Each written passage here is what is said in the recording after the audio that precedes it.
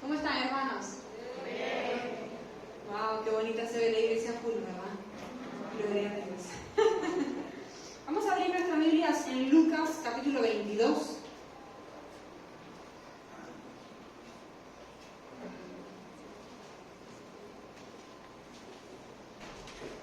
Vamos a estar leyendo desde el versículo 39 hasta el 46. Allí va a estar, vamos a decir, nuestro pasaje central de la enseñanza de esta mañana. Pero antes de leer, vamos a titular nuestro mensaje. Vamos a titularlo El miedo al mañana, o el temor del mañana. ¿Cuántos lo han experimentado? Ya se va a dar cuenta que sí. Seguramente usted ya ha escuchado alguna vez que el temor es algo así como la antítesis de la fe. ¿Lo había escuchado? Es decir, que el temor es exactamente lo contrario, o lo opuesto a la fe, ¿verdad? Ahora, para entender qué es el temor y qué es el temor del mañana, vamos a recordar primero qué es la fe. ¿Quién me dice qué es la fe según la Biblia? Es la certeza de lo que se espera y de lo que no se ve, exactamente. En palabras más sencillas, vamos a decir que la fe es una espera segura de algo que hoy no puedo ver, de algo que hoy no es manifiesto, pero sé en mi interior, algo me dice que pronto lo veré. Esa seguridad interna, ¿ok? Ahora, siempre es por algo bueno, siempre es por algo deseado, algo agradable, algo que anhelamos en nuestros corazones, llámese sanidad, libertad, bendición, provisión. Vamos a poner un ejemplo. Yo puedo tener fe acerca de la provisión de Dios, ¿verdad? Y eso significaría que yo puedo entrar en mi cuenta bancaria hoy y ver que no hay los números suficientes, vamos a decir, para hacer la compra del día o de la semana. Sin embargo, en mi interior estoy esperando, porque sé que es cuestión de tiempo hasta que descienda el pan del cielo. ¿Entendió? Espero, pero de forma segura. Hoy no lo veo, pero sé que viene de camino. Esa es la fe. Otro ejemplo, podemos tener fe acerca de la sanidad física o la del alma. Vamos a tomar el ejemplo de la física, que es más sencillo. Eso significaría tener fe acerca de la sanidad, que yo puedo ver mi cuerpo y tal vez hoy vea la dolencia. Hoy tal vez que me molesta aquí, que me molesta allá, tal vez vea el examen médico y vea cómo arroja un resultado negativo, ¿verdad? Sin embargo, algo me dice en mi interior, tengo la seguridad de que aunque hoy vea la dolencia, el Señor le ha puesto fecha de expiración, de caducidad, fecha límite a ese dolor. Así que solo espero para que se manifieste la sanidad. ¿Entendió? Una seguridad interna de algo bueno, pero que hoy no puedo ver. Ahora vamos al temor entonces. Si esa es la fe, entonces podemos decir que el temor es también una espera. Sin embargo, es una espera por algo desagradable, por algo malo, por algo indeseado. ¿Me va siguiendo? Vamos a decir así. El temor es como el temor del mañana, ¿verdad? Es como la sospecha interna de que algo malo va a pasar pronto. ¿Le ha sucedido? Todo está bien, pero en cierto momento usted se empieza como que a agitar y dice, tengo como que el presentimiento de que algo malo pueda acontecer. Ese es el temor del mañana. Y cuidado, porque es bien peligroso. Mire, hay ocasiones en nuestras vidas en las que en el hoy todo está bien. En las que hoy todo es agradable, el Señor te ha dado solo bien para el hoy. Y sin embargo, en ocasiones no podemos disfrutar de ese bien de hoy porque nos encontramos pensando en el mañana. Porque nos encontramos ya preocupados o ansiosos por si mañana será un buen día como hoy o no lo será. ¿Me está entendiendo? Entonces se nos esfuma entre los dedos la dicha, el gozo de los días.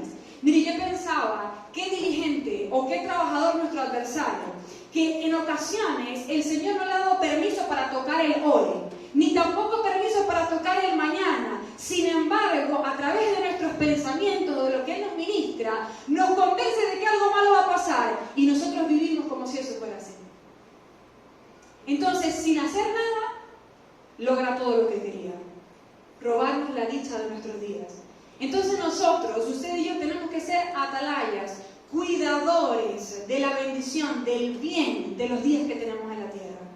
No hay nada, escuche, que usted tenga que hacer hoy con respecto a los La Biblia dice, basta a cada día su propio mal. ¿Se acuerdan? Lo que quiere decir que hoy me encargo de lo que surja hoy y mañana de lo que surja mañana. Lo que podemos hacer hoy, lo que debemos hacer, es confiar en la soberanía del Señor. Es confiar que así como ha estado hoy conmigo, Él no cambia, por ende, mañana seguirá estando conmigo. Amén. Entonces hoy vamos a aprender porque debemos ser libres. Debemos ser libres del temor del mañana, para que nuestro adversario no nos esté mirando y esté diciendo nada paz y sin embargo tú estás triste, tú estás angustiado. El Señor nos libre. Tenemos, hermano, bendición, tenemos herencia en Cristo Jesús y tenemos que disfrutarla. Amén. El Salmo 112, ya vamos a entrar en el pasaje central, si quiere esto no lo busque, usted lo conoce, nos enseña un secreto que no es tan secreto. Yo le puedo decir ya que su mañana es bueno, ¿sabía? Yo le puedo decir desde ya, y no por ningún don, que mañana es bueno para usted. ¿Por qué? Vamos a ver. Salmo 112 dice, el versículo 5. Le va bien, escuché, le va bien. O sea, le va bien hoy, le va bien mañana y le irá bien pasado. ¿A quién? Dice, a quien presta con generosidad y sabe administrar sus asuntos con justicia. ¿Vio? Quien obra justamente, el Señor te dice, te va a ir bien. ¿Por qué? Porque estás caminando derecho. ¿Cómo te vas a tropezar? ¿Cómo te vas a resbalar? ¿Cómo te vas a caer si tú estás esforzándote por caminar el camino recto que al Señor le agrada? Así que tú puedes saber que si tú estás haciendo lo bueno hoy, mañana te va a ir bien. ¿Por qué estás esperando males? Entonces, sigue diciendo el 6. El justo siempre será recordado, nunca caerá. Lo vio nuevamente, el justo no caerá, no resbalará, dice Reina Valera. No le teme a las malas noticias porque su corazón está firme, confiado en el Señor.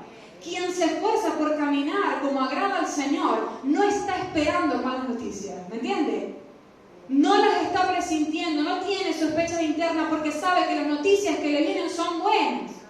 ¿Por qué? Porque Deuteronomio 28 nos enseña que quien obedece tiene que esperar la bendición. Estas bendiciones nos seguirán si eres caso a mi voz. ¿Se acuerdan? Claro, es mucho más intenso el versículo, pero más o menos dice así.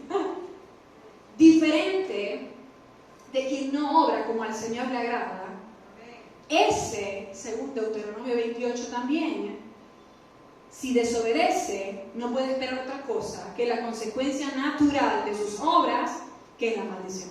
¿Entendió? Vamos viendo cómo estamos obrando hoy. ¿Qué estamos haciendo hoy? ¿Nos estamos esforzando por caminar como el Señor le agrada? Espero que sí. No que usted sea perfecto, que lo haya alcanzado ya. Pero que usted se está extendiendo hacia la meta. Amén. El Señor ve eso. Y lo que usted cosecha hoy, lo que usted siembra hoy, bueno, el Señor no puede ser burlado. Usted lo va a cosechar mañana.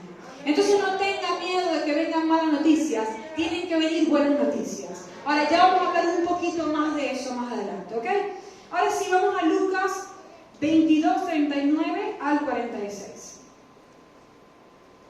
Ahí vamos a tomar a Jesús de ejemplo. ¿Cómo lidiamos con el temor del mañana? En este pasaje, ese título usted sabe, Jesús ora en Getsemaní. Más o menos recordará lo que pasó allí, ¿verdad?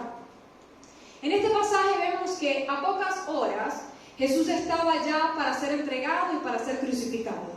Para beber de la copa, para que el pecado del mundo fuera sobre Él y Él lo llevara por nosotros, ¿verdad? El momento, diría yo, más difícil de la travesía de Jesús en la tierra.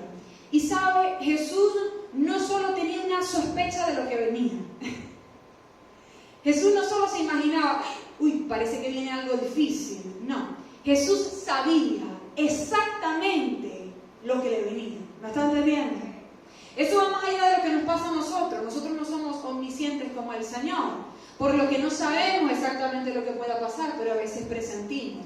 Jesús iba más allá. Él sabía lo que venía. Él sabía exactamente lo que contenía esa copa que Él tendría que tomar. Él sabía exactamente de la corona, sabía de los clavos, sabía que los suyos le iban a traicionar, y de ello dice aquí la palabra en los versículos anteriores, número 1, que él anunció la negación de Pedro. O sea, ya Jesús sabía que los suyos lo iban a dejar, imagínense. Que tú sepas que mañana te van a traicionar.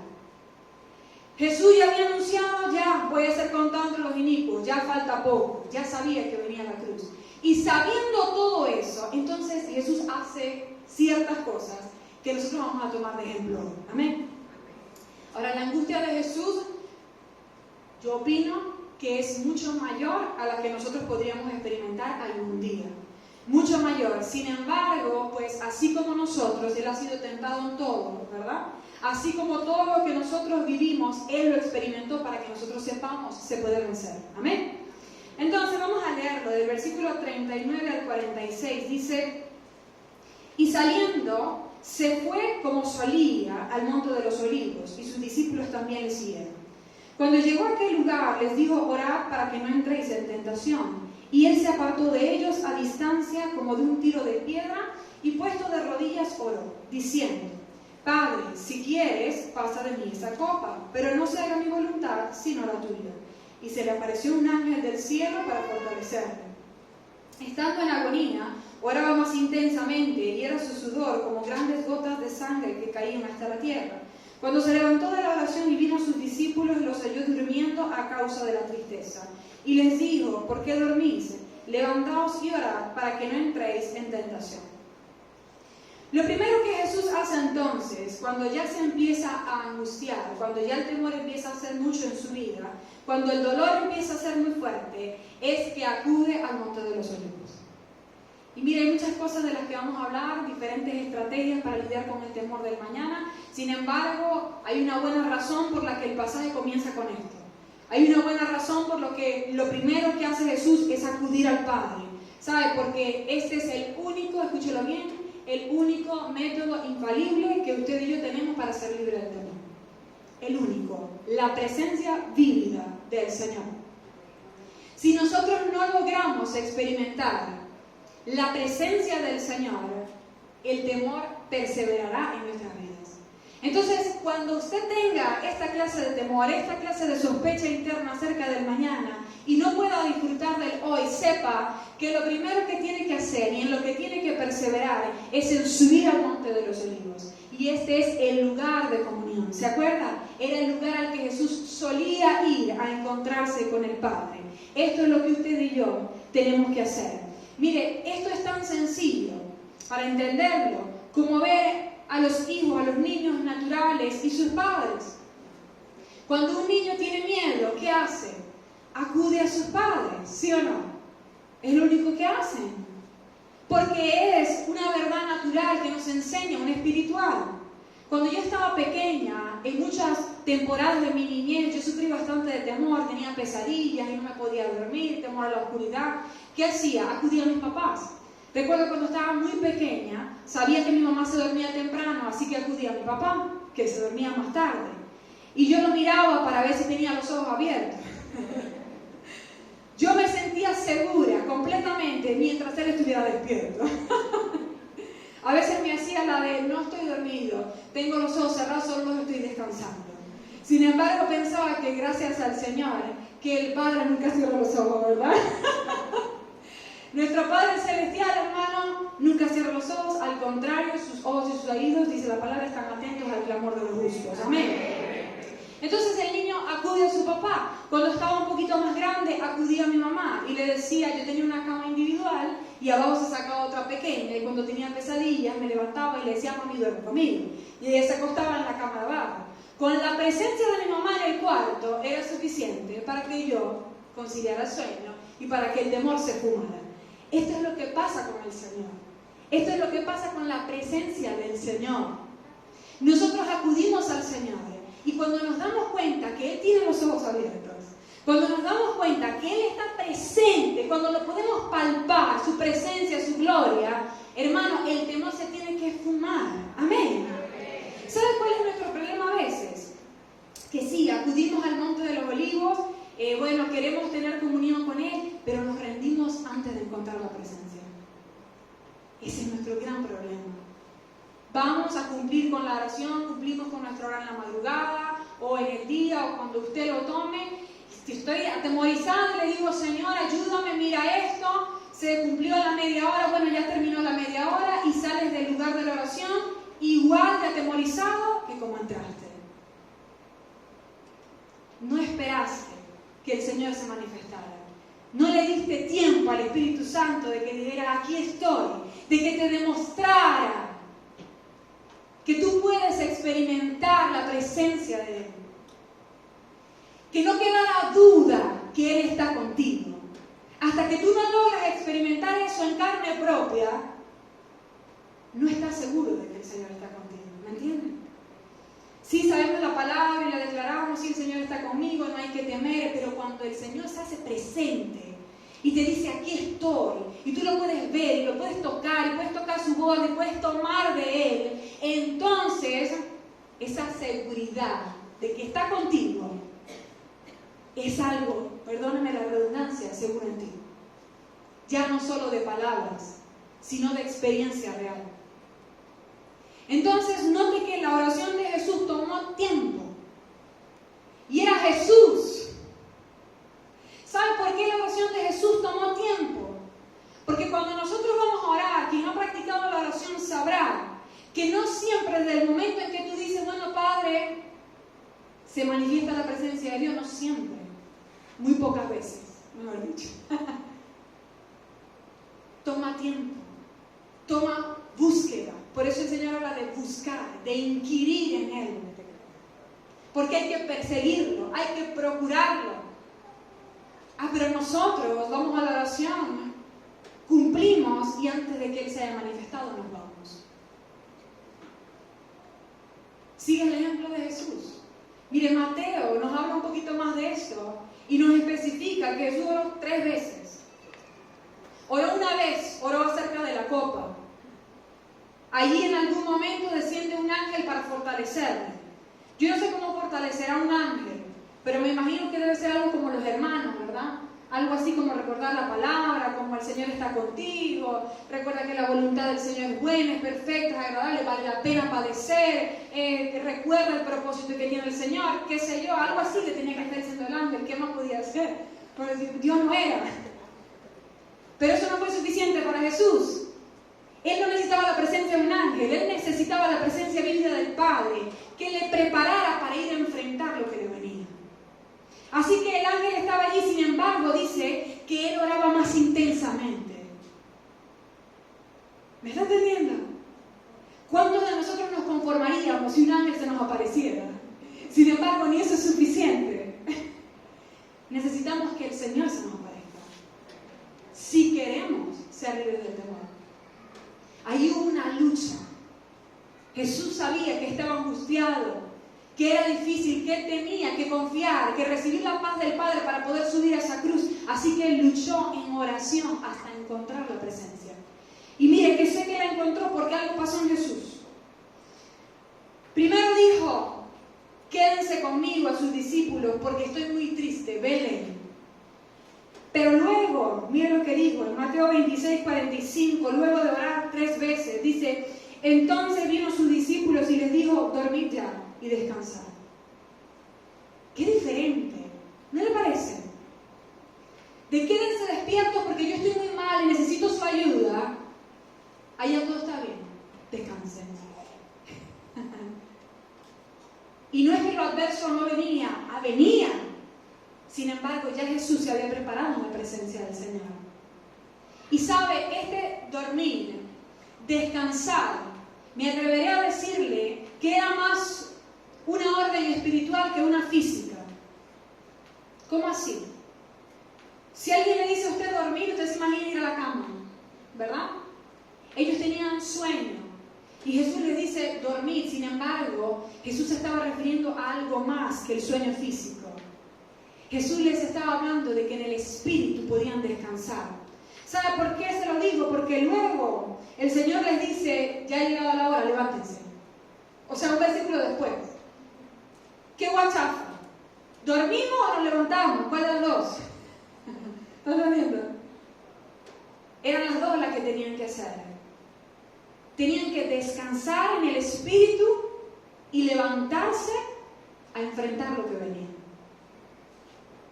Esto es impresionante. ¿Sabe? Porque el Señor nunca nos va a enviar o a mandar a huir de lo que pueda venir. Escúchalo bien, el Señor nunca te va a decir, escóndete, huye.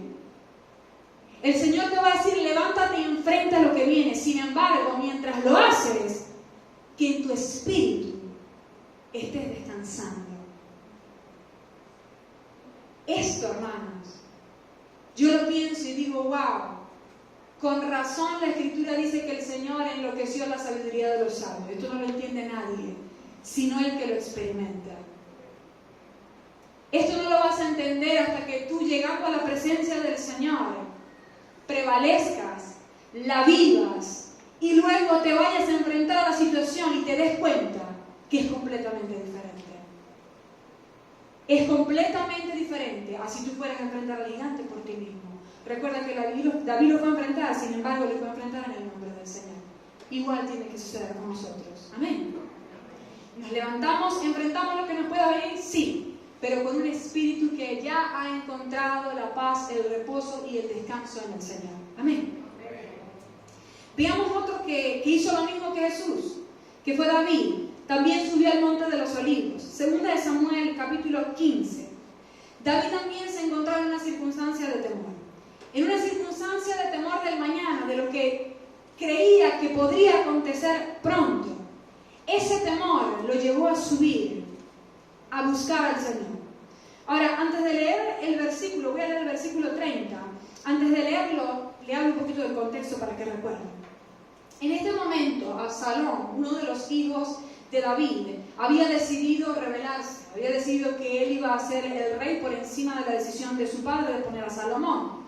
Entonces él empieza a enviar mensajes a Israel y les dice, bueno, a lo que suena la trompeta, los que me apoyan, griten, Absalón rey, y invita a gente importante a una comida en forma de que le apoyaron, ¿verdad? Sin embargo, la Biblia dice que ellos fueron, pero fueron en inocencia, o sea, no lo apoyaron.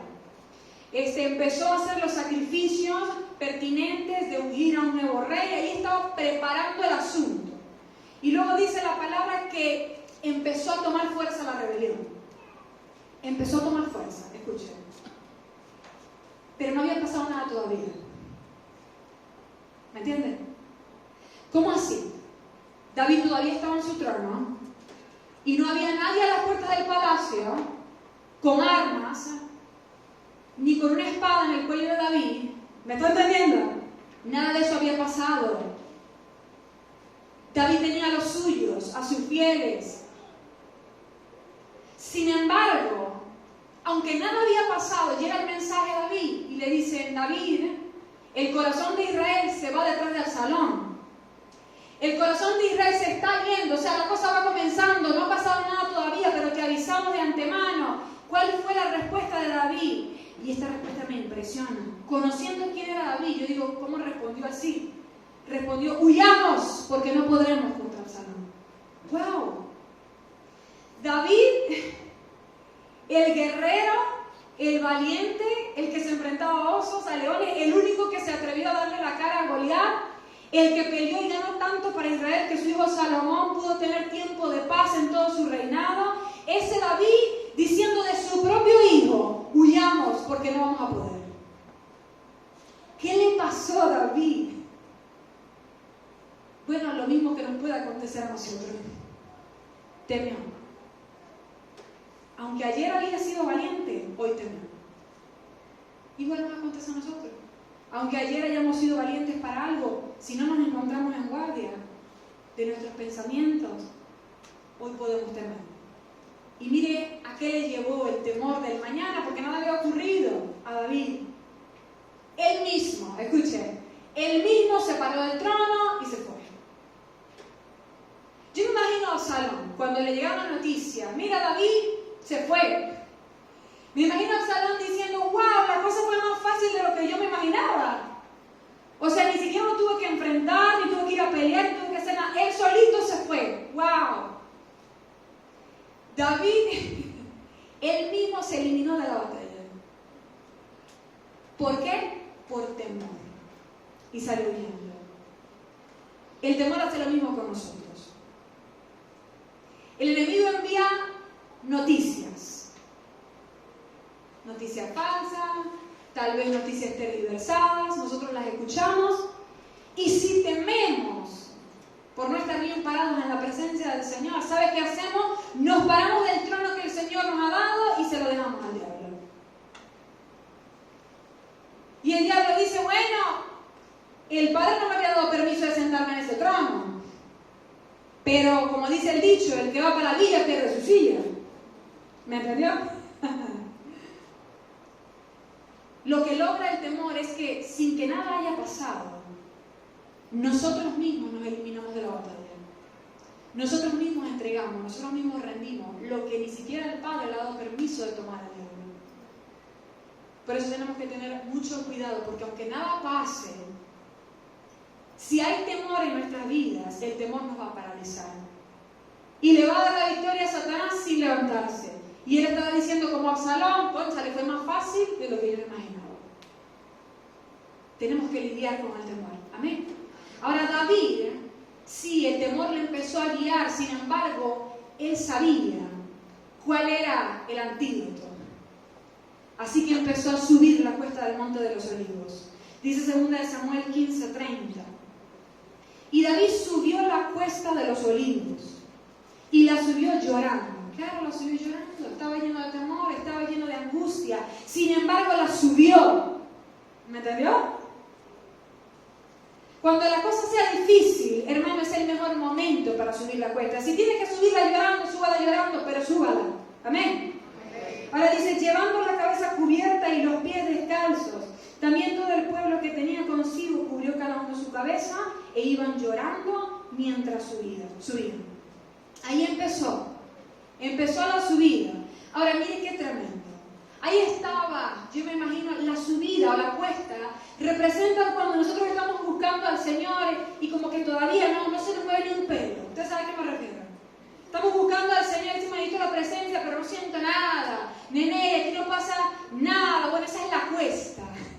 Esa es la parte empinada de la búsqueda del Señor. Lógicamente hay una cima, pero para llegar a la cima hay que pasar primero por la cuesta, ¿verdad? Ahí estaba subiendo David y los suyos, esforzándose. Era difícil llegar, pero ahí estaban. Ahora, en ese camino, en esa empinada travesía, empezó a pasar algo. Mire esto. En el versículo 31 dice, y dieron aviso a David, diciendo, Ahitofel está entre los que conspiraron contra Absalón. ¿Cómo así? ¿Qué es eso? Le empezaron a llegar malas noticias. ¿Te acuerdas de Ahitofel, el que estaba con nosotros, el que te era fiel? Bueno, déjame contarte que te traicionó. Estaba subiendo y el adversario empezó a mandar, empezó a bombardearlo con malas noticias. Empezó a lanzarle los dardos. La cosa empeora. Tú estás aquí buscando al Señor, pero mira que nada pasa. Mira que afuera la situación se enrolla más y más. Mira cómo tienes la petaca. Mira que Dios no ha hecho nada. Mira que algo tiene que pasar. ¿Qué vas a hacer? Empieza a mandar las malas noticias. Y sabe, muchos se quedan en el camino por eso. Muchos antes de llegar a la cima, antes de experimentar la presencia del Señor, que es la que te da la paz, se postran en el camino. Deciden tomar la situación por sus manos, hacer lo que les parece, antes de recibir la dirección del Señor. El adversario logró lo que quería. Siempre esto va a suceder. ¿Cuántas veces lo he escuchado? Ahora que me determiné a buscar al Señor, muchos dicen, ahora todo está mal. Antes de buscar al Señor, antes de empezar a ayunar, antes de terminar de orar en la madrugada, antes de empezar a decir voy a servir en la iglesia y hacer algo, antes todo estaba bien y ahora todo está mal. Ahora estoy enfermo, ahora me duele, ahora no tengo, perdí el trabajo, ahora no me alcanza. ¿Qué es esto? El adversario te quiere postrar en el camino, ¿sabes? Porque él sabe lo que vas a alcanzar cuando llegues a la cima. No permitas que esto suceda. entiende cómo obra el enemigo. Y entiende que la mayoría de las veces que el enemigo te manda pensamientos y te manda presentimientos o temor del mañana, la mayoría de las veces son puras mentiras. Recuerda que Él es padre de mentira. Y si algo llega a ser una media verdad, recuerda que el Señor ha prometido estar contigo. Así que venga la adversidad o no venga, igual puedes. Amén. Entonces Él siguió subiendo. Llegaron las malas noticias, pero Él no se detuvo. El 32 dice, cuando David llegó a la cumbre del monte, al fin llegó, para adorar allí a Dios, he aquí, Usaí, arquita, que le salió al encuentro, rasgado sus vestidos y tierra sobre su cabeza. Este le dijo, estoy contigo. Estoy contigo, estoy a tu favor, ¿qué hago? Una buena noticia, ¿verdad? Pero mire cuándo llegó la buena noticia. ¿Cuándo llegó? Cuando había llegado a la cumbre. ¿Entendió? Qué tremendo. Si en el camino nos pueden llegar malas noticias, pero cuando llegamos a experimentar la presencia del Señor, entonces las buenas noticias empiezan a resonar. Y mire, le diré algo. Ya estaba estipulado por Dios quiénes le iban a traicionar y quienes le eran fieles. Nada cambió. ¿Me está entendiendo? O sea, no es que surgieron buenas noticias, no es que surgieron malas noticias, es que David una vez escuchó las malas, pero cuando llegó a la presencia escuchó las buenas. ¿Me entendió? No es que surjan buenas noticias, es que las buenas noticias están. Sin embargo, cuando nosotros prestamos nuestro oído a la voz del temor, solo escuchamos las malas. Las buenas no son inexistentes.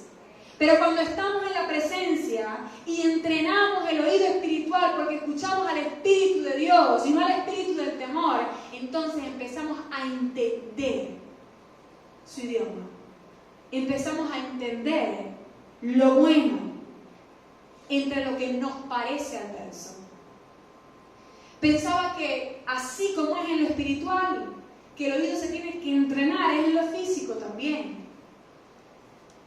Si tú, por ejemplo, en la música, tú escuchas una nota una vez, no la puedes reconocer, pero si escuchas esa nota 1000 veces, a leguas la vas a reconocer. ¿Me están entendiendo? Igual pasa con el Espíritu Santo. Él nos habla, pero si lo escuchas una vez al año, no lo vas a entender. No lo vas a escuchar y mucho menos le vas a hacer caso. Sin embargo, si tú vas para escucharlo una y otra vez, llega el punto en que lo logras reconocer, entiendes lo que te está diciendo y haces caso. Amén. Entonces subimos al monte, subimos a entrenar el oído, a ver cómo Dios ve. Amén. Ok. En el versículo 42, acá vamos a Lucas otra vez, Lucas 22.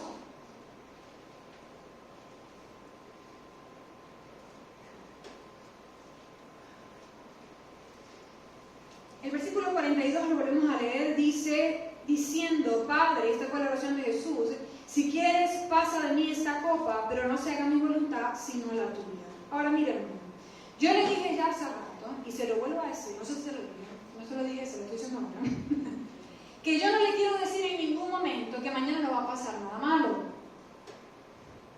o nada que no nos parezca mal. Yo sería mentirosa si yo viniera a decirle eso. ¿Por qué? Porque la Biblia es clara con respecto a que cada día tiene su mal.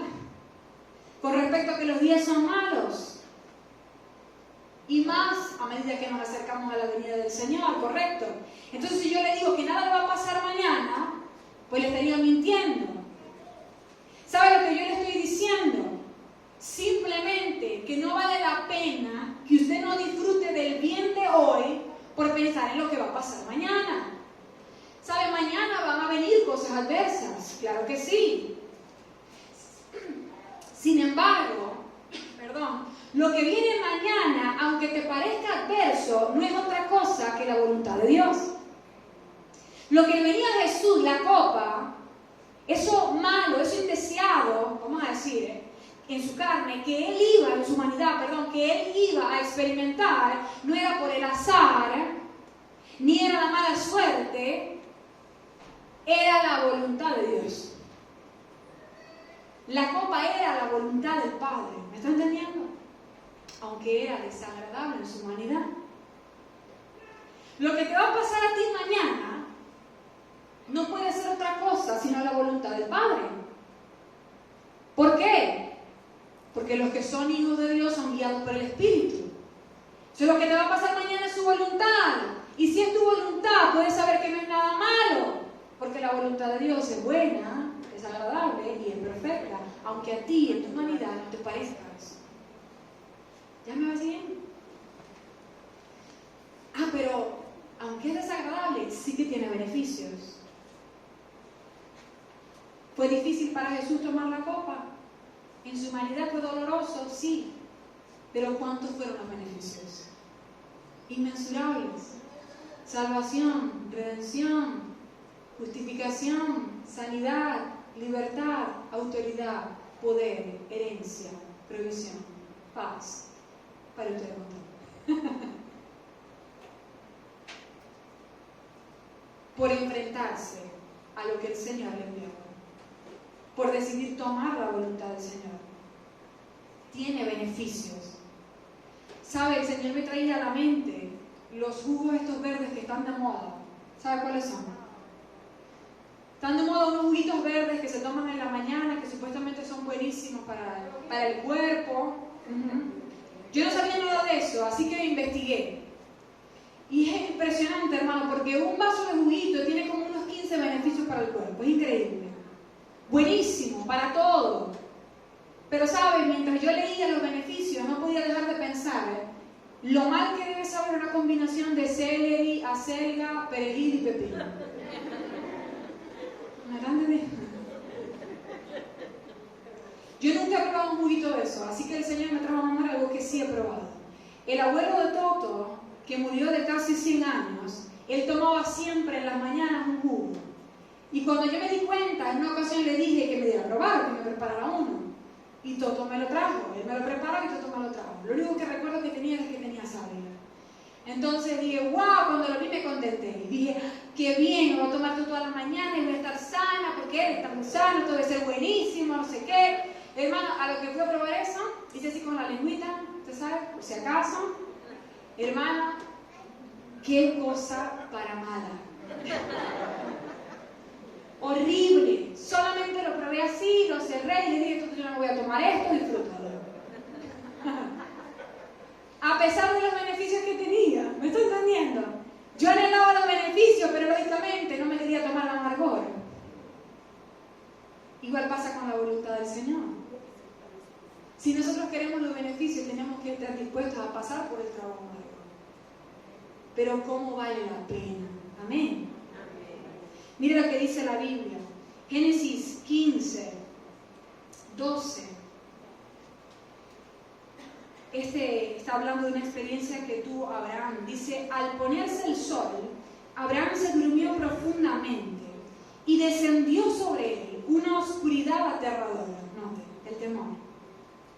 Después el Señor dijo a Abraham, ten por seguro que tus descendientes serán, fíjese, le está hablando del mañana, tus descendientes serán extranjeros en tierra ajena, donde los oprimirán como esclavos durante 400 años. Mire que el Señor no viene a dejarnos aquí a mentir.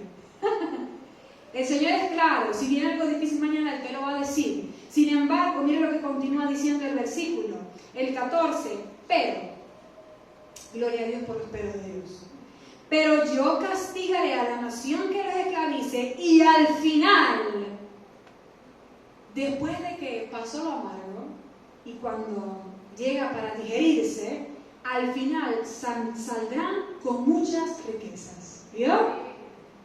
Queremos las riquezas, ¿verdad? Sí. Pero si ellos no hubieran sido esclavos allá, no hubieran salido con la riqueza. Porque ¿sabe quién tenía las riquezas en las orejas? Los egipcios. Y fueron ellos quienes se la entregaron. ¿Me entendió? Tenemos que estar dispuestos a atravesar la voluntad de Dios mañana si queremos salir con muchas riquezas. Amén.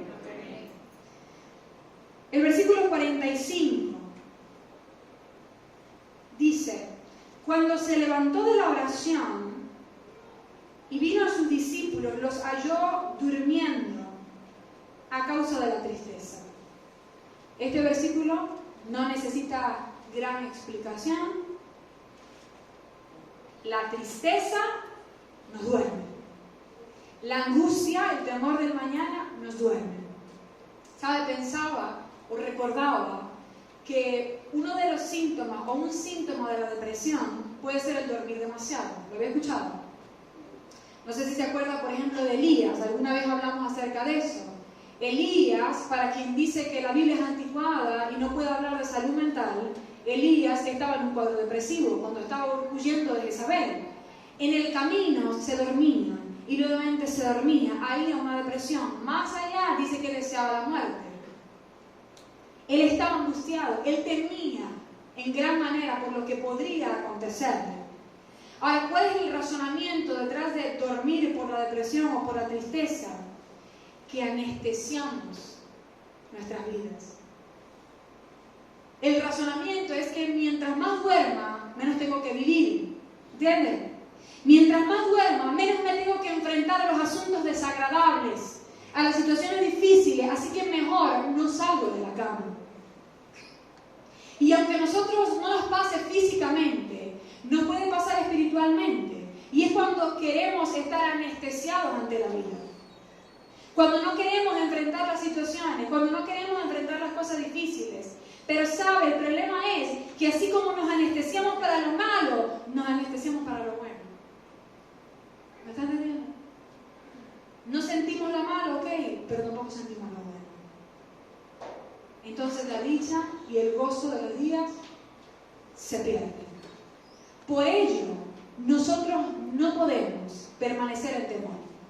Note que el Señor, en medio de la oración, les aconsejó a los discípulos: oren, que no entren en tentación.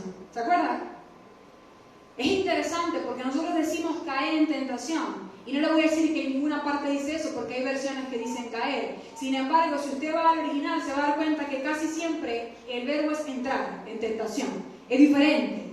Caer es algo transitorio, caer es algo momentáneo, caer es de un momento. Sin embargo, entrar es como venir a estar en cierto estado. Pongamos el ejemplo visual de la puerta, ¿verdad? Se entra por las puertas, ¿correcto? Se entra por las puertas a un salón de estar, a un living. El Señor nos está diciendo: cuando venga la angustia, cuando venga el temor, lo vas a experimentar porque eres humano y yo tenía emociones. Ok, sin embargo, mi consejo es: no entres al salón de estar. ¿Me estás entendiendo?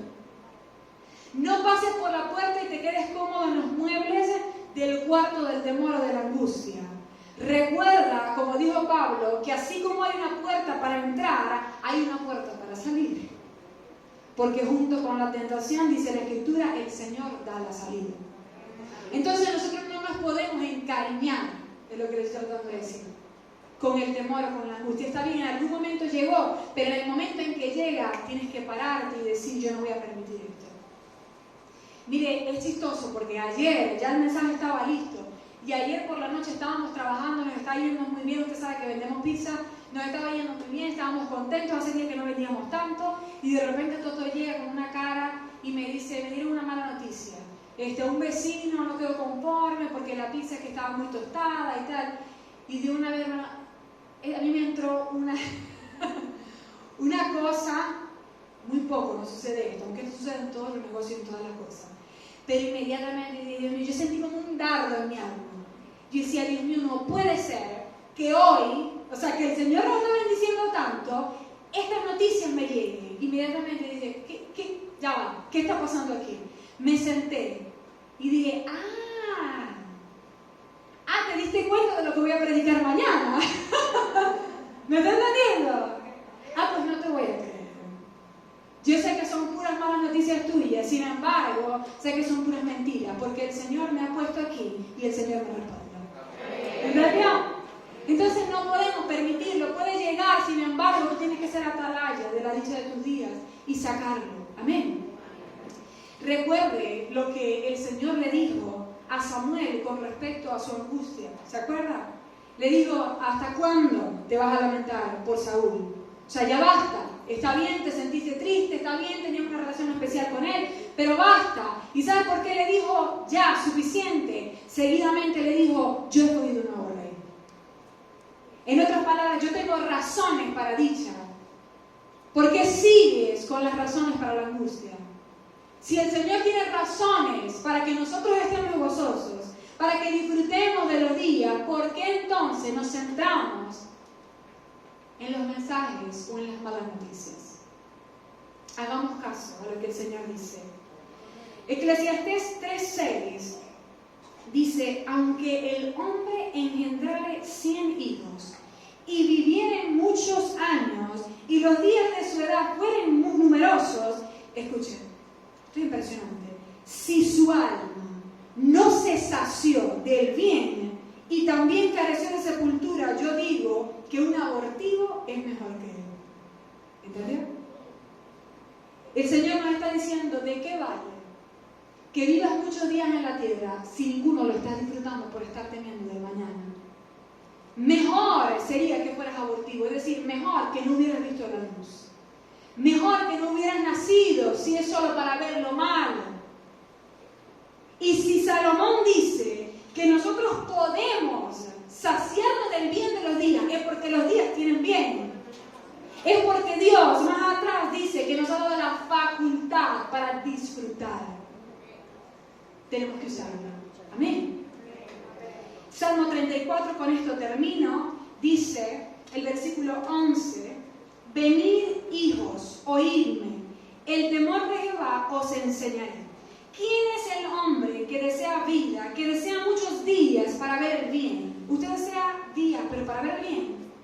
¿Ah? ¿O no?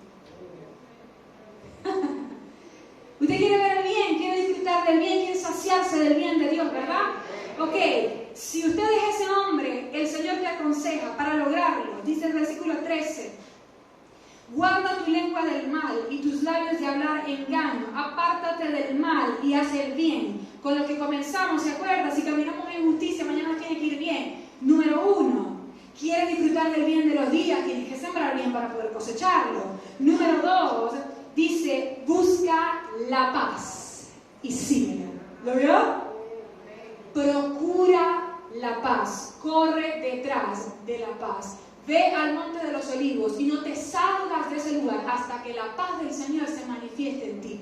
Allí entonces tú vas a poder disfrutar de la vida. Y tú me dices, no, pero es que es muy difícil, Rebeca. Es que pasan muchas cosas difíciles. Continúa leyendo el Salmo. Dice, los ojos de Jehová están sobre los justos, atentos sus oídos al clamor de ellos. La ira de Jehová contra los que hacen mal para cortar de la tierra la memoria de ellos. Claman los justos, Jehová los oye, atención, y los libra de todas sus angustias. Te repito, no te vine a decir que mañana no va a pasar nada difícil, pero te vine a decir que para cada angustia tienes un héroe. Te vengo a recordar que el Señor nunca te dijo que nada malo iba a pasar. Sin embargo, el Señor te dijo que Él estaría contigo. Y por eso fue que te mandó a no temer. No temas, no porque no va a pasar nada. No temas porque yo estoy contigo. Amén. Oremos.